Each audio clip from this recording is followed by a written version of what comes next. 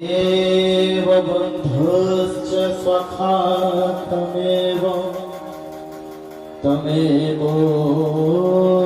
विद्या द्रविणं तमेव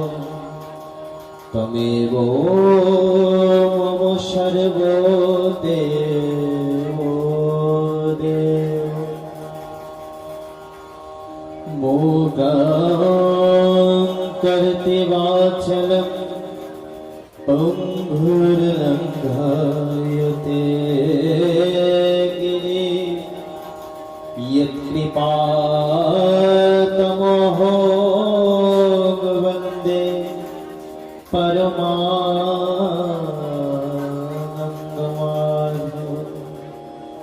ॐ नमो भगवते वासुदेवाय। ॐ नमो भगवते वासुदेवाय। ॐ नमो भगवते वासुदेवाय।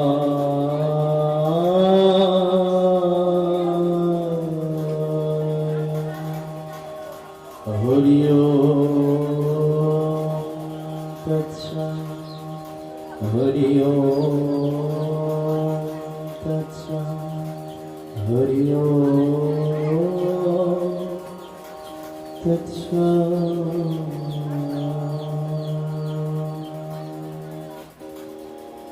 जय जय निताय गौर सीतानंद प्रेमानंदे हरि हरि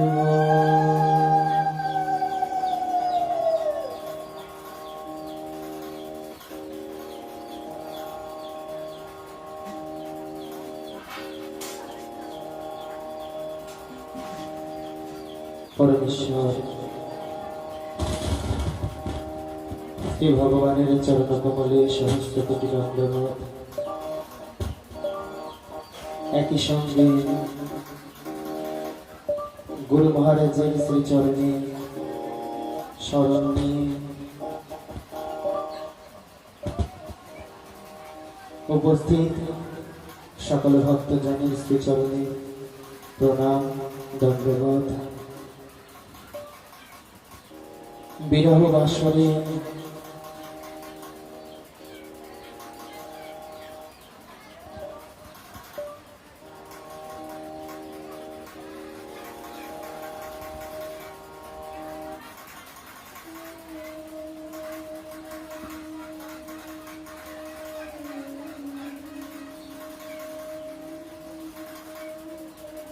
আত্মার স্মৃতি উদ্দেশ্যে शांति कामनार्थे परम लाभेर मुक्ति लाभेर उपाय हिसेबे तार पुत्र परिजन आत्मीय स्वजन वर्ग वैदिक नियम अनुसरण करे श्राद्ध अनुष्ठान करबार पर सन्ध्याय अमृतमय भगवानेर कथा कीर्तनेर आयोजन।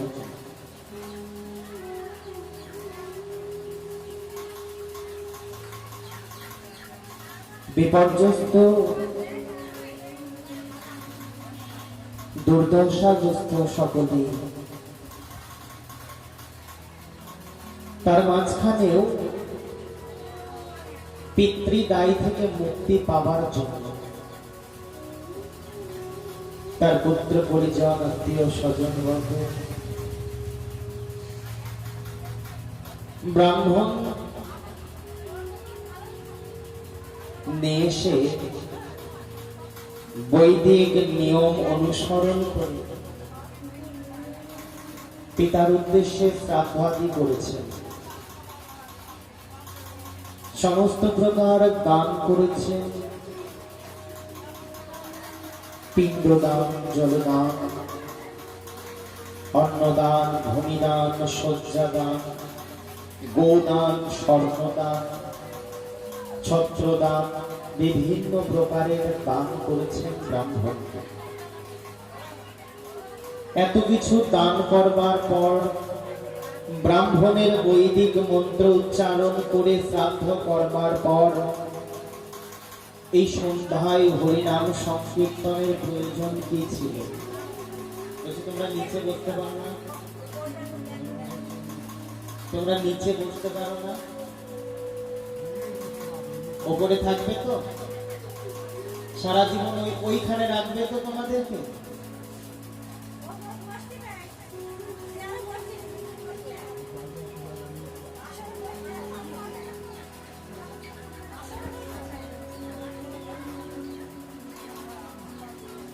এত কিছু ব্রাহ্মণকে দেবার পরে, সুন্দর শ্রাদ্ধ অনুষ্ঠান করবার পরেও কেন এই যে সন্ধ্যাবেলায় হরি নাম সংকীর্তনের আয়োজন, ভাগবতীয় কথা কীর্তনের বিশেষ প্রয়োজনীয়তা কি দরকার ছিল এই যে ভাগবতের আয়োজন করা, সংকীর্তনের আয়োজন করবার? বললেন, শাস্ত্রের মাঝে বললেন, যিনি চলে গেছেন এ জগতের মাঝ থেকে, যিনি চলে গেছেন, সংসারের বিষয় বাসনা সমস্ত কিছু পরিত্যাগ করে যিনি চলে গেছেন, তার উদ্দেশ্যে তোমরা অনেক কিছু করতে পারো। কি কি করতে পারো? বললেন, তোমরা দান করতে পারো। দানা, ব্রতম, তপ, যজ্ঞ, শ্রদ্ধা বা পিতৃতর্পণ, এতগুলো কর্ম তোমরা যিনি চলে গেছে তার উদ্দেশ্যে করতে পারো। তোমরা দান করতে পারো। ব্রাহ্মণকে যে সমস্ত কিছু দান করা হয়েছে সেই দান করা খুব প্রয়োজন। তোমরা ব্রত করতে পারো, তার উদ্দেশ্যে 15টা দিন ব্যাপী যে হবিষ্যান্ন, কারণ 15 দিন, কারণ 12 দিন, কারণ 13 দিন, তবে একটা নিয়মে হবিষ্যান্ন গ্রহণ করতে হয়। হবিষ্যান্ন গ্রহণ করা এটা একটা ব্রত। পাদুকা বর্জন, শয্যা ত্যাগ করে ভূমিতে শয়ন, এটা একটা ব্রত। এই যে ব্রত তোমরা করলে, এই ব্রত করো পিতার উদ্দেশ্যে। দানং ব্রতং তপং, তপস্যা করো। তোমরা পিতা চলে গেছে বা মাতা চলে গেছে তার উদ্দেশ্যে তপস্যা করো। শ্রদ্ধা, শ্রাদ্ধ অনুষ্ঠান করো, যেটা আমাদের ভাষায় আমরা শ্রাদ্ধ বলি, কিন্তু যেটা সাধু ভাষা শ্রদ্ধা জ্ঞাপন করা, শ্রাদ্ধ নয়। আমরা চলতি ভাষায় শ্রাদ্ধ বলি, কিন্তু কথাটা হলো শ্রদ্ধা জ্ঞাপন করা। দানং ব্রতং তপং শ্রদ্ধাং বা পিতৃতর্পণ। পিতৃপক্ষ চলছে, সামনের অমাবস্যা, বৃহস্পতিবারের দিন যে অমাবস্যা, সেই অমাবস্যায় মাতৃপক্ষের সূচনা হবে। আর ওই বৃহস্পতিবারের দিন সকালবেলা পূর্ণ লগ্নে তর্পণ যোগ আছে। যারা পিতামাতার উদ্দেশ্যে মানে পরম গতির জন্য কামনা করেন, যে পিতৃগণের মুক্তির কামনা করি, তারা অবশ্যই ওই দিন প্রভাতকালে গঙ্গায় গিয়ে বা নদীতে গিয়ে তিল তুলসী নিয়ে তর্পণ করবেন পিতার উদ্দেশ্যে বা মাতার উদ্দেশ্যে বা পূর্বপুরুষদের উদ্দেশ্যে। তাতে কি হবে? তারা যদি পিতৃলোকে অবস্থান করে থাকে, সদ্গতি প্রাপ্তি যদি না হয়, তাহলে তাদের সদ্গতি প্রাপ্তি হবে। ভগবানের শ্রীধাম তাদের প্রাপ্তি হয়ে যাবে যদি পিতৃ তর্পণ করা হয়।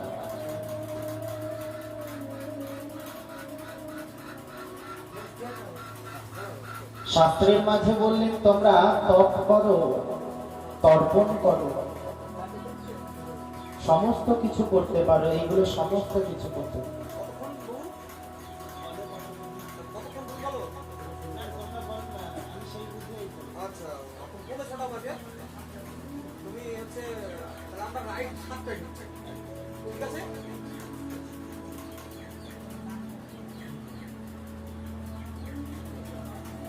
দানম ব্রতম তপম যজ্ঞম শ্রদ্ধাং বা পিতৃতর্পণ সকলটাই নিষ্ফল হয়ে যাবে। বললেন সকলম নিষ্ফলম লোকে। আমাদের যে সপ্ত লোক, 7টা লোক আছে এই জগতের মাঝে, বিশ্ব ব্রহ্মাণ্ডে 7টা লোক আছে। এই 7টা লোকের মাঝে আমরা যেখানে থাকি সেটা হলো ভূলোক। ভূলোক। আর এখান থেকে গিয়ে আমাদেরকে চলে যেতে হয় পিতৃলোক। প্রথমেই আমরা স্বর্গলোক বা নরলোকে যাই না, নরকে যাই না বা স্বর্গে যাই না, পিতৃলোকে চলে যেতে হয়। স্বর্গলোকের 7টি লোক, যে স্বর্গ আমরা সকলেই মৃত্যুর পরে স্বর্গ কামনা করি, করি না? করি তো? আজ থেকে আর করবে না। কেন করবে না? বলেন স্বর্গ এমন একটা জায়গা যেখানে দেবতারা বাস করে। অনেক দেবতারা থাকে, 33 কোটি দেবতা, তারা সেখানে থাকে না। সেখানে ইন্দ্রের নন্দন কানন আছে, সকলেই আছেন সেখানে। অপ্সরা অপ্সরী, কিন্নর কিন্নরী প্রভৃতি সকলেই আছে। কিন্তু ওই স্বর্গলোকে ভগবান থাকে না, দেবতারা থাকে না। ওখানে ভগবান থাকে না, আর ওই দেবতারা কখনো ভগবানের নাম করে না। আর আমরা বলি যে আমরা জ্ঞানহীন, ভক্তিহীন, অধম দিন। আমাদের একমাত্র ভালো লাগা, ভালোবাসা এবং আমাদের আকাঙ্ক্ষিত ধন হলো হরিনাম সংকীর্তন। সেই হরিনাম সংকীর্তন যদি যেখানে যাব সেখানে না হয়, তাহলে পারে আমাদের বেঁচে থাকা দায় হবে, সেইখানে থাকা দায় হয়ে যাবে। স্বর্গলোকে কখনো হরিনাম হয় না। দেবতারা সবসময় আনন্দ বিলাসে মত্ত থাকে। যখন দেবতারা খুব সংকটে পড়ে, যখন দেবতারা খুব সংকটে পড়ে, তখন ঠিক দেবতারা ভগবানকে স্মরণ করে, তাছাড়া করে না। তাই জন্য শাস্ত্রে বলেন তোমরা যা কিছু করো না কেন, দান যত যা কিছু করবে, সকলম নিষ্ফলম লোকে, সমস্তটা নিষ্ফল হয়ে যাবে, কাজ দেবে না। এই যে শ্রাদ্ধ হয়েছিল মধ্যাহ্নকালে, শ্রাদ্ধটা বিফল হয়ে যেত, নিষ্ফল, কোনো কাজ দিত না, যদি না এই গৃহে হরিনাম সংকীর্তন হতো, যদি না ভাগবত আনায়ন হতো, যদি না সাধুগুরু বৈষ্ণবের শ্রীবদনে হরি কথা সংকীর্তন না হতো, তাহলে সম্পূর্ণটা নিষ্ফল হয়ে যেত। সকলম নিষ্ফলম লোকে, সমস্তটা নিষ্ফল, কোনো ফল দিত না। কেন ফল দিত না? আমরা এত পয়সা খরচ করে, এত অর্থ ব্যয় করে, ব্রাহ্মণ নিয়ে এসে সমস্ত কিছু বাজারঘাট করে আমরা সুন্দর শ্রাদ্ধের অনুষ্ঠান করছি, অথচ সেটা ফল দেবে না বললেই হবে। বললেন আমাদের শ্রাদ্ধ অনুষ্ঠান তো একজনের উদ্দেশ্যে না, যিনি চলে গেছেন তার পারাপারের মুক্তির জন্য আমাদের শ্রাদ্ধ অনুষ্ঠানটি করা। তিনি তার উদ্দেশ্যে সমস্ত কিছু, আমরা তার ব্রাহ্মণকে দান করিনি, তার উদ্দেশ্যে দান করেছি। আমরা তার একটা বছর কাল যাবত সে যে প্রতিজনী প্রাপ্ত হবে, মৃত্যুর পর 1 বছর কাল যাবত প্রতিজনীতে থাকতে হয়। যখন তার সন্তান বাৎসরিক কর্ম অনুষ্ঠান 1 বছর পর যখন বছরটি শ্রাদ্ধ করবে, তখন তার পূর্ণ মুক্তিটা হয়ে যাবে। তার পূর্ণ মুক্তিটা হবে ঠিক তখন। এই 1 বছরে তার যা যা প্রয়োজনীয় আমরা সমস্তটা শ্রাদ্ধের সময় দান করেছি, আমরা সবটা দান করে দিয়েছি শ্রাদ্ধের সময়। তিনি কি নিয়ে গেছেন? তিনি কি একটা কোনো বিষয়, মানে একটা কোনো সম্পদ, অর্থ বলুন, অন্ন বলুন, বস্ত্র বলুন, কোনো কিছু নিয়েছে? কোনো কিছু নিতে পারে, টাকা কই? টাকা ফোন নিতে নিতে কোনো কিছু নিতে পারেনি। কেন পারেনি? তিনি এখন আত্মায় পরিণত হয়েছে। তিনি এখন আত্মা, দেহ থেকে বাহির হয়ে গেছে। সেই আত্মা, সেটি হলো অপ্রাকৃত, প্রাকৃত নয়। এ জগতে যা কিছু দান করা হয়েছে সেগুলো সবটাই প্রাকৃত। এ জগৎ থেকে তৈরি হয়, আবার এই জগতের মাঝেই ধ্বংস হয়ে যায়। কিন্তু আত্মা এমন একটি বস্তু যা সৃষ্টি হয়নি আর কখনো ধ্বংস হবার নয়। যা সৃষ্টি হয়নি, যা জন্ম নেয়নি, তার মৃত্যু নাই। এই দেহটার জন্ম আছে, তাই দেহটার মৃত্যু আছে। কিন্তু দেহের ভিতরে যিনি বাস করেন, দেহি, সেই দেহির মৃত্যু নেই। এই তো আসতে বললাম না, শাস্ত্রের মাঝে, আবর্তন শাস্ত্রের মাঝে বললেন আমাদের এই দেহটা পূর্ণাঙ্গ একটা মানব দেহ। এই মানব দেহটা গঠিত হতে গেলে তিনটি প্রধান উপাদান প্রয়োজন। জানি, যদি বিজ্ঞানের দিক দিয়ে দেখেন তাহলে বলবেন রক্ত, মাংস আর হাড় প্রধান উপাদান। আমাদের দেহটা, একটা দেহ তৈরি করতে গেলে রক্ত, মাংস, হাড় প্রধান তিনটি উপাদান। কিন্তু শাস্ত্রের মাঝে বললেন যদি একটা শুধু দেহ নয়, একটা মানব তৈরি করতে হয়, একটা মানব দেহ যদি তৈরি করতে হয় তাহলেও তিনটি উপাদান প্রয়োজন। কি কি? দেহ, মন আর আত্মা। এই তিন নিয়ে হয় পরিপূর্ণ একটা মানব সত্তা। একটা মানব সত্তা, শুধু দেহ হতে গেলে তিনটি উপাদানের প্রয়োজন। কিন্তু একটা মানব হতে গেলে দেহ লাগবে, দেহের ভিতরে একজন মন লাগবে, আর সেই মনটাকে যিনি পরিচালনা করবেন সেই আত্মাটার প্রয়োজন আছে। এই যে এই তিনটে বিষয়ের ভিন্ন ভিন্ন চাহিদা আছে। আমাদের সকলের একটা চাহিদা আছে না?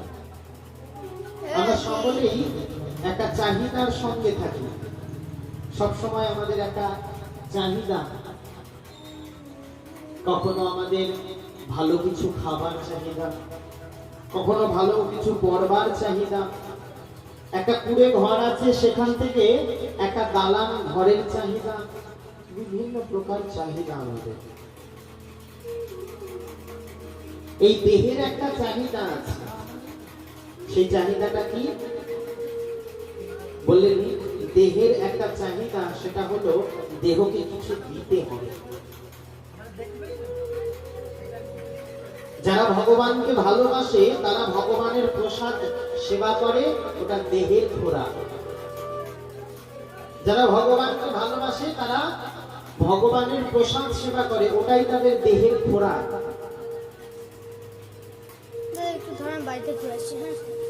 আর একটা দেহের খোরাক বলেন ভাত, ডাল, সবজি বিভিন্ন প্রকার। এটা হলো দেহের খোরাক। এটা যদি না দেওয়া হয় দেহ চলবে না, দেহ অসুস্থ হয়ে যাবে। যদি কাউকে বলা হয় আপনি বিগত 3 দিন ধরে কিছু না খেয়ে থাকবেন, কোনো কিছু গ্রহণ করবেন না, স্পর্শ করবেন না, কি হবে? সেই ব্যক্তি 3 দিন পরে গিয়ে ঠিক করে চলতে পারবে না, উঠে দাঁড়াতে পারবে না। কেন না? তার যে দেহের খোরাক, সেই দেহের খোরাকটা তাকে দেওয়া হয়। দেহের খোরাক না দিলে দেহ অসুস্থ হয়। ঠিক তেমনি দেহের ভিতরে যিনি দেহের রাজা, ইন্দ্রিয়ের রাজা, মন, এই মনের একটা খোরাক আছে। তবে মনের খোরাকটা বিভিন্ন জনের বিভিন্ন রকমের, তাই না? আমরা বাঙালি বলে আমাদের সকলের দেহের খোরাক অন্য, ভাত, ডাল, সবজি ইত্যাদি। কিন্তু আমাদের মনের খোরাক কি সবার এক? যারা ভগবানকে ভালোবাসে তাদের মনের খোরাক হলো ভগবানের কথা, ভগবানের কীর্তন। তাদের মনটা যদি খারাপ হয়, ভগবানের কথা শুনলে, ভগবানের কীর্তন শুনলে, ভগবানের নাম করলে তাদের মন ভালো হয়ে যায়। কিছু সঙ্গীত প্রেমী মানুষ আছে যারা গান শুনলে পারে তাদের মন ভালো হয়ে যায়। আবার কিছু মানুষ আছে যারা কথা বললে তাদের মন ভালো হয়ে যায়। ঘুরতে গেলে মন ভালো হয়ে যায়। এটা হলো মনের চাহিদা, মনের খোরাক।